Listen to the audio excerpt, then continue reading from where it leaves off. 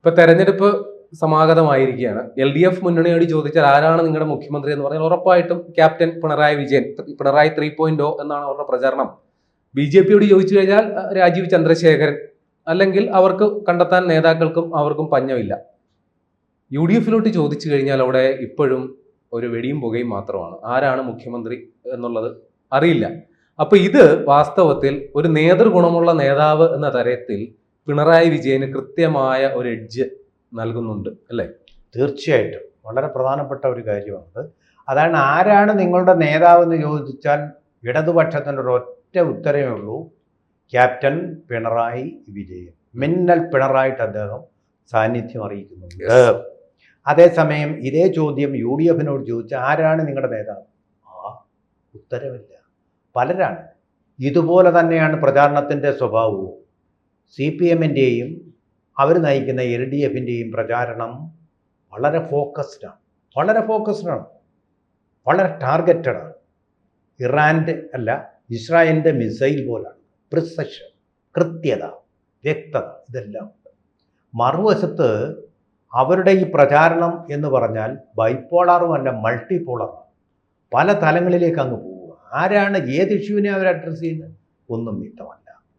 അതേസമയം പിണറായി വിജയൻ്റെ ഒരൊറ്റ വിഷയം, കഴിഞ്ഞ 10 വർഷക്കാലങ്ങളിലായിട്ട് കിട്ടാനുള്ള ക്ഷേമ പെൻഷനുകൾ കിട്ടി, ചികിത്സയുടെ സൗജന്യമുണ്ട്, ധാരാളം വികസന പ്രവർത്തനങ്ങൾ, റോഡ് ഉൾപ്പെടെ ഇതെല്ലാം കേന്ദ്രത്തിൻ്റെ സഹായത്തോടാണെങ്കിലും ഞങ്ങൾ നടപ്പാക്കി, വീടുകൾ നിർമ്മിച്ചു നൽകി.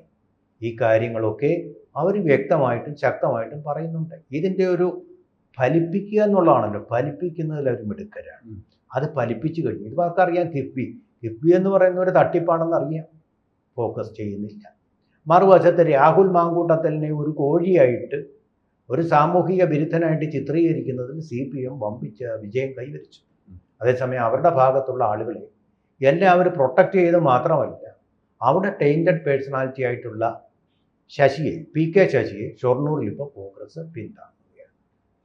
ഒന്ന് തന്നെയല്ല, കോൺഗ്രസിൻ്റെ ഭാഗത്ത് ജമായത്തയെ ന്യായീകരിക്കാൻ ശ്രമിച്ച ശ്രമം, അതിനെ ന്യായീകരിക്കാൻ ഇന്ന് വരെ ഒരൊറ്റ കോൺഗ്രസ്സുകാരനും കഴിഞ്ഞിട്ടില്ല.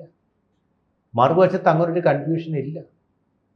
ഇടതുപക്ഷ ജനാധിപത്യ മുന്നണി എന്ന പേര്, ഇടതുപക്ഷം മാത്രമല്ല ജനാധിപത്യപരമായ കക്ഷികളും ഉണ്ട്.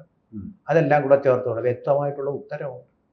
പിന്നെ 2 പേര്, KT ഗോവിന്ദനും അതുപോലെ തന്നെ G സുധാകരനും പോയല്ലോ. ഇവിടെ വ്യക്തമായ ഉത്തരം പറഞ്ഞു കഴിഞ്ഞു, അവർ വർഗവഞ്ചകരാണ്. ഇത് പറഞ്ഞത് മാത്രമല്ല പിണറായി ചെയ്തത്, പിണറായി മോഡിക്ക് പഠിച്ചു കഴിഞ്ഞു. മോഡി എന്താണോ ചെയ്യുന്നത് അത് തന്നെ അദ്ദേഹവും ചെയ്തു, നിർവഹിച്ചു. മോഡിയെ ശരിക്കും അനുകരിക്കുന്നത് കേരളത്തിലെ BJP അല്ല, പിണറായി വിജയനാണ്.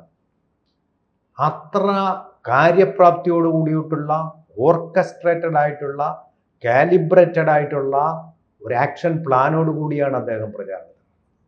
നോക്കൂ, എന്തൊരു തന്ത്രമാണ് അദ്ദേഹം ആവിഷ്കരിച്ചത്. മോദി അസമിൽ പോയി 18,000 കോടിയുടെ, ബംഗാളിൽ പോയി 12,000 കോടിയുടെ, ഇതെല്ലാം കൂടെ അങ്ങ് പ്രഖ്യാപിക്കുക. തെരഞ്ഞെടുപ്പിന് തൊട്ടു മുമ്പ്, ചട്ടലംഘനമില്ല, തെരഞ്ഞെടുപ്പിന് തൊട്ടു മുമ്പ്. അതിനേക്കാൾ മിടുക്കിയായിട്ട് മമതാ ബാനർജി അവിടെയുള്ള എല്ലാ മതപുരോഹിതന്മാർക്കും 500 രൂപ ഊട്ടിക്കൊടുത്തു തെരഞ്ഞെടുപ്പ് പ്രഖ്യാപിക്കുന്ന ദിവസം രാവിലെ. മോശമൊന്നുമല്ല അവർ. ഇതൊക്കെ പ്രചാരണ തന്ത്രങ്ങൾ, മാർക്കറ്റിംഗ് ആണ്, നിങ്ങളുടെ ആധുനിക മാർക്കറ്റിംഗ് സ്ട്രാറ്റജികളാണ്. മനസ്സിലായില്ലേ? അതിലൊന്നും നമുക്കത് കഴിവുറ്റ മാർക്കറ്റിംഗ് ആയിട്ട്, രാഷ്ട്രീയം തെറ്റാണോ, ധാർമ്മികത തെറ്റാണോ, ഇതല്ല നമ്മുടെ വിഷയം. അതിൽ മിടുക്കൻ PR എക്സർസൈസ്. ഏതാണ്ട് 300 കോടി രൂപയാണ് ചിലവാക്കിയത്. പാവപ്പെട്ടവർക്ക് വീട് വെക്കാനുള്ള വണ്ടി എന്നാലും എവിടെ ആണെങ്കിലും 300 രൂപ കൊണ്ടുവന്ന് ആരെയും അട്രാക്റ്റ് ചെയ്യുന്ന പരസ്യങ്ങൾ. അതായത് പത്രങ്ങളുടെ ഈ മാസ്റ്റ്ഹെഡ് എന്ന് പറയുന്നത് ഇതാണല്ലോ. ഈ മാസ്റ്റ്ഹെഡിന് താഴെയായിട്ട് അവരുടെ കാര്യങ്ങൾ എഴുതി വെച്ച് ജനങ്ങൾ ഞെട്ടി. കേരളത്തിൽ ലോഡ് ഷെഡിങ്, കറണ്ട് കട്ട് ഇങ്ങനെ എഴുതുന്നുണ്ട്. കേരളത്തിൽ മേപ്പോട്ട് ലൈറ്റിലോട്ട് നോക്കി, ലൈറ്റ് അവിടെ ഉണ്ട്, ഇത് കട്ടൊന്നും കാണുന്നില്ല. UDF ഭരണകാലത്ത് ഇങ്ങനെയാണെന്നൊരു അറ്റൻഷനിലേക്ക് വരാൻ, അല്ലെങ്കിൽ ഇതാരെങ്കിലും കാണുമോ? പരസ്യം കാണുമോ? പരസ്യം കാണാൻ അടുത്ത പേജിലേക്ക് പോയില്ലേ? പിടിച്ചു നിർത്തുന്ന പരസ്യങ്ങൾ. അതിൻ്റെ പിന്നിലുള്ള പ്രതിഭയെ നമ്മൾ ആദരിക്കുന്നു, അതിൻ്റെ പിന്നിലുള്ള മര്യാദഘടനയെ നമ്മൾ തീർച്ചയായിട്ടും അപലപിക്കുന്നു. അത് വേറെ കാര്യം. ആ തരത്തിലുള്ള പരസ്യങ്ങൾ ആദ്യമായിട്ടാണ് കേരളം കാണുന്നത്. ഞങ്ങളിതെല്ലാം ചോദ്യം ചെയ്യും. PRD കാരുടെ പെൻഷനെല്ലാം ഞങ്ങൾ കട്ട് ചെയ്യും. ഒറ്റയെണ്ണം പെൻഷൻ വാങ്ങിക്കുന്നില്ല. VD സതീശൻ മാറ്റി പറയുന്നു, VD സതീശൻ നിങ്ങൾ അധികാരത്തിൽ വരണ്ടേ? there are many a gap between the cup and the lip എന്ന് പറയുന്നത് പോലെ തമ്മിൽ ഒരുപാട് ദൂരം ഇപ്പോഴും കിടക്കുക. പക്ഷെ ഇവിടെ ഒരു പ്രശ്നം, നമ്മുടെ പിണറായി വിജയനെ ക്യാപ്റ്റനാക്കി ചിത്രീകരിക്കുന്നു, അപ്പുറത്ത് ഒരു ക്യാപ്റ്റൻ ഇല്ല. പക്ഷെ ഒരു ചോദ്യം അപ്പോൾ വരുന്നുണ്ട്, പിണറായി വിജയൻ ക്യാപ്റ്റനാണ്, ആരാണ് വൈസ് ക്യാപ്റ്റൻ? മുഹമ്മദ് റിയാസ് എന്നാണ് ഉത്തരം. സമർത്ഥമായിട്ട് ആ മുഹമ്മദ് റിയാസിനെ കൊണ്ടുവരാൻ, അദ്ദേഹത്തിനെ നർച്ചർ ചെയ്ത് കൊണ്ടുവരാൻ, അവതരിപ്പിക്കാൻ അദ്ദേഹത്തിന് സാധിച്ചിട്ടുണ്ട്. വേറെ ഏതെങ്കിലും ഒരു നേതാവാണെങ്കിൽ 100 കൂട്ടം പഴികളില്ലേ. നോക്കൂ, നമ്മുടെ ചിറ്റപ്പൻ്റെ മകളെ പിടിച്ച് പേഴ്സണൽ സ്റ്റാഫിലെടുത്ത്, ചിത്തപ്പായുടെ മകളെ പിടിച്ച് പേഴ്സണൽ സ്റ്റാഫിലെടുത്തതിൻ്റെ പേര്, PK Shrimati teacher EP Jayarajan തമ്മിലുള്ള ബന്ധത്തിൻ്റെ പേര് EP ജയരാജൻ്റെ രാജി തന്നെ വയ്ക്കേണ്ടി വന്നില്ലേ. നോക്കൂ, ഇത് സമർത്ഥമായിട്ട് പക്ഷേ ഈ മരുമകൻ സ്നേഹം അത് ഗുണത്തെക്കാളേറെ ദോഷമല്ലേ ചെയ്യുള്ളൂ. പിണറായി വിജയൻ അത് ഗുണത്തെക്കാളേറെ ദോഷമല്ല, ദോഷത്തെക്കാളേറെ ഗുണമാണ്. അങ്ങനെ മാർക്കറ്റ് ചെയ്യാൻ നേരത്തെ ആ മറുപടികൾ കണ്ടില്ലേ.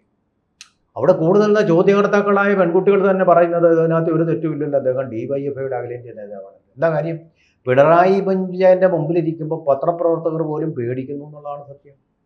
അതുപോലാണോ VD സതീശൻ്റെ അടി എന്ത് ചോദ്യം ചോദിക്കാം. മുഖ്യമന്ത്രി AK ആൻ്റണി ഇരുന്ന പല പത്രസമ്മേളനങ്ങളിൽ ഞാൻ പോയിട്ടുള്ള, ഫ്രീ ആയിട്ട് ചായയും വാഴയ്ക്കാപ്പും ഒക്കെ കൊടുക്കും. വാഴയ്ക്കാപ്പും ചവച്ചും കൊണ്ട് ആൻ്റണിയായിട്ട് വെള്ളം കുടിപ്പിക്കൽ കാണും, ഉമ്മൻചാണ്ടിയായിട്ട് വെള്ളം കുടിപ്പിക്കലാണ്. സിന്ധു അത് ഇതിൻ്റെ പത്രസമ്മേളനത്തിൻ്റെ 75% ഈ സിന്ധു സൂര്യ ചുമ്മാതവായിട്ട് അലക്കുകയാണ്. എന്തെങ്കിലും കാമ്പുള്ള ചോദ്യങ്ങളാണ്, ഉള്ള കാര്യം പറയാമല്ലോ. അങ്ങനെയാണ്, അതിനുവേണ്ടി പോകും. മുഖ്യമന്ത്രിയുടെ അടുത്ത് സിന്ധു സൂര്യമാർ അങ്ങനെ ഒരു ചോദ്യം ചോദിക്കും. കുംഭമേളയ്ക്ക് സാക്ഷര കേരളത്തിൽ നിന്ന് ഇത്രയും പേര് പോയി എന്നും പറഞ്ഞ് പരിതപിച്ച അതിനെ എന്തോ ഒരു മോശം കാര്യമായിട്ട് കണക്കാക്കുന്ന ഒരു പത്രപ്രവർത്തന ശൈലിയാണല്ലോ അവരുടേത്. ചോദിക്കും. ഇന്നലെ തന്നെ ചോദിച്ചപ്പോൾ കണ്ടില്ലേ, സിന്ധു സൂര്യവറും വേറൊരു മാധ്യമ പുലിയും ഉണ്ടായിരുന്നു. അടങ്ങി ഒതുങ്ങി ബ്രൂഡിങ് ഷോൾഡേഴ്സുമായിട്ടാണ് ചോദ്യങ്ങൾ ചോദിക്കുന്നത്, എൻ്റെ ഇടമായിട്ടല്ല. അതേസമയം VD സതീശൻ പോകുന്നിടത്താണെങ്കിൽ എന്താ സംഭവിക്കുന്നത്? അദ്ദേഹം പറഞ്ഞു, 7 ദേശാഭിമാനിക്കാർ വന്നിരിക്കും, അവർ ഒറ്റ ചോദ്യം മറ്റുള്ളവരെ കൊണ്ട് ചോദിപ്പിക്കത്തില്ല. ഇവരെല്ലാം കൂടെ വളഞ്ഞിട്ട് ഈ ചെന്നായിക്കൂട്ടം മാനിനെ വളഞ്ഞിട്ട് ആക്രമിച്ച് കടിച്ചു കീർത്തിന്നവരാണ്. കടിച്ചു കയറില്ല അവിടെ പത്രസമ്മേളനം. അപ്പൊ ഇവിടെ അതൊന്നും നടക്കില്ല. നല്ല ക്യാപ്റ്റൻ, ഞാൻ ഒറ്റ കാര്യം പറയുന്നുള്ളൂ, നല്ലൊരു കപ്പിത്താൻ, നല്ലതായിട്ട് കപ്പലിനെ നയിച്ചു കൊണ്ടുപോകാൻ അദ്ദേഹത്തിന് കഴിയുന്നുണ്ട്. നമ്മൾ രാഷ്ട്രീയമായിട്ട് വിയോജിക്കുമ്പോഴും ആ കപ്പിത്താന്റെ കഴിവില്ല, പണ്ടേ കഴിവ് തെളിയിച്ചുള്ളൂ. പക്ഷെ ആ കപ്പിത്താന്റെ കപ്പൽ പലതവണ ആടി ഒലഞ്ഞല്ലോ. ഉപതെരഞ്ഞെടുപ്പുകളിൽ ആടി ഒലഞ്ഞു, തദ്ദേശ സ്വയംഭരണ തെരഞ്ഞെടുപ്പിൽ ആടി ഒലഞ്ഞു. അപ്പോ അങ്ങനെയാണെങ്കിൽ അതിന്റെ തുടർച്ച തന്നെയല്ല നിയമസഭാ തെരഞ്ഞെടുപ്പിൽ സംഭവിക്കേണ്ടത്. പാർലമെന്റ് ഇലക്ഷനിലും തരിപ്പണമായിപ്പോയി. അതാണ് കപ്പിത്താൻ്റെ. വാസ്കോഡ ഗാമയുടെയും കൊളംബസിന്റെയും ഒക്കെ കപ്പലുകൾ, പുതിയ തീരങ്ങൾ. വാസ്കോഡ പിന്നെ കോഴിക്കോട് അല്ലേ, അവിടെയല്ലേ വന്നത്. അതുപോലെ തന്നെ കൊളംബസ് ഇന്ത്യയാണെന്ന് വിചാരിച്ച് അമേരിക്കയിലും എത്തി. ഒരുപാട് പ്രതിസന്ധികളും പ്രക്ഷുബ്ധമായിട്ടുള്ള കടലിന്റെ അവസ്ഥകളും തരണം ചെയ്തുകൊണ്ടാണ് അവർ ആ തീരങ്ങളിൽ പോയി നങ്കൂരമിട്ടത്. എന്ന് പറയുന്നത് പോലെ ഇവിടുത്തെ തീരമെന്ന് പറയുന്നത്, ഹരിത തീരമെന്ന് പറയുന്നത് കേരളത്തിലെ നിയമസഭാ തെരഞ്ഞെടുപ്പിലെ വിജയമാണ്. പക്ഷേ ഒരു കാര്യം, കഴിഞ്ഞ പിണറായി വിജയൻ സർക്കാരിന് തുടർച്ച ഉണ്ടാകാനായിട്ടുള്ള കാരണമെന്ന് പ്രതിപക്ഷം ചൂണ്ടിക്കാണിച്ച പ്രസക്തമായ സംഗതി ഒന്ന് പ്രകൃതി ദുരന്തങ്ങൾ, അതിനെ ഇവിടുത്തെ സർക്കാർ അഡ്രസ് ചെയ്ത രീതി, കൊറോണ അതിനെ അഡ്രസ് ചെയ്ത രീതി, അങ്ങനെ ഒരു ഉദാരമനസ്കനായ ഭരണാധികാരി അല്ലെങ്കിൽ ക്ഷേമ പ്രവർത്തനങ്ങൾക്ക് മുൻഗണന, അതായത് പിണറായി വിജയൻ വന്നു കഴിഞ്ഞാൽ ഇനിയും കിറ്റ് കിട്ടും, ഇനിയും പെൻഷൻ കൂടും എന്ന് കരുതുന്ന സാധാരണക്കാരാണ് വാസ്തവത്തിൽ പിണറായി വിജയനെ രണ്ടാമത് കൊണ്ടുവന്നത്. പക്ഷെ ആ ഒരു സാഹചര്യം ഇപ്പോൾ നിലവിലില്ല. ഇവിടെ ഭരണത്തെ കൃത്യമായി വിലയിരുത്തിയിട്ടുണ്ട്. സർക്കാരിനെ വിലയിരുത്തി ഭരണവിരുദ്ധ വികാരം അത് പ്രതിഫലിക്കപ്പെടുമെന്നാണ് പണിയെടുക്കാത്ത പ്രതിപക്ഷം ആശ്വസിക്കുന്നത്. അതാണ് ഞാൻ പറഞ്ഞത് ക്യാപ്റ്റൻ. നോക്കൂ, അവിടെ ചൂരൽമലയിൽ വലിയ ദുരന്തങ്ങൾ ഉണ്ടായപ്പോൾ നമ്മളെല്ലാം ഇങ്ങനെ ആകാംക്ഷാഭരിതരായിട്ട് ഉത്കണ്ഠാഭരിതരായിരുന്നു. പിണറായി വിജയൻ പറഞ്ഞു ഇതെങ്ങനെ ഈ ചെളിയൊക്കെ വാരിക്കളയുമെന്ന് നമ്മളെല്ലാം ഇങ്ങനെ തലപോഞ്ഞാച്ച് പിണറായി പറഞ്ഞു, നമ്മളെല്ലാം കൂടെ അങ്ങ് ഇറങ്ങുമല്ലേ, കേരളം ഒരുമിച്ച് ഇറങ്ങുക. അതല്ലേ ഫെബ്രുവരി 18 അല്ലേ സിനിമയുടെ പേര്, 2018 എന്നുള്ള സിനിമ. ആ സിനിമയുടെ ആഖ്യാനം തന്നെ അതാണ്, ആ ഒരുമിച്ച് നിർത്താനുള്ള കഴിവ്. അതുപോലാണ് കോവിഡ് കാലത്ത് ഓരോ ദിവസവും പത്രസമ്മേളനം നടത്തി ചിരിയാണ്. മുഖ്യമന്ത്രി കപ്പിത്താൻ എന്ത് ചെയ്യുന്നു? ഈ കോവിഡ് കണ്ട് ഭയന്നിരിക്കുന്നു. അദ്ദേഹത്തിന്റെ മുഖത്തൊരു ഭയസമ്പർക്കങ്ങളുമില്ല. ഇതുപോലെ തന്നെയാണ് മോദി. കോവിഡ് കാലത്ത് ഇതേ ധൈര്യമാണ്. Food chain will not be disturbed, the supply chain will continue, don't disturb it. പക്ഷേ നിങ്ങൾ എല്ലാം ഒരു തരം ജനത പണിമുടക്കം നടക്കാൻ ലോക്ക്ഡൗൺ ഒരു ദിവസം നമ്മളെ പ്രാക്ടീസും ചെയ്തിട്ടാണ് കംപ്ലീറ്റ് ലോക്ക്ഡൗണിലേക്ക് പോയത്. വീട്ടിനകത്ത് ഇരുന്നുകൊണ്ട് പുറത്തിറങ്ങാതെ വർക്ക് ഫ്രം ഹോം എന്നുള്ള തത്വങ്ങളൊക്കെ പുതിയ നേതൃത്വം. അദ്ദേഹം അതിനിടയ്ക്ക് 2 തവണ ഈ വാക്സിൻ ഉണ്ടാക്കുന്ന ആ കമ്പനികളിലേക്ക് പോയിട്ട് അതിൻ്റെ പ്രവർത്തനം എത്രയും വേഗമാക്കി. ആ വാക്സിൻ കൊടുപ്പിച്ചു എന്ന് പറഞ്ഞാൽ എല്ലാവരും വലിയ പരാതികളായിരുന്നു, മരിച്ചു പോവും, തട്ടിപ്പോവും. ധൈര്യമായിട്ടൊരു കപ്പിത്താനെ പോലെ നിന്നുകൊണ്ട് മോദി അതിന് നേതൃത്വം കൊടുത്തു.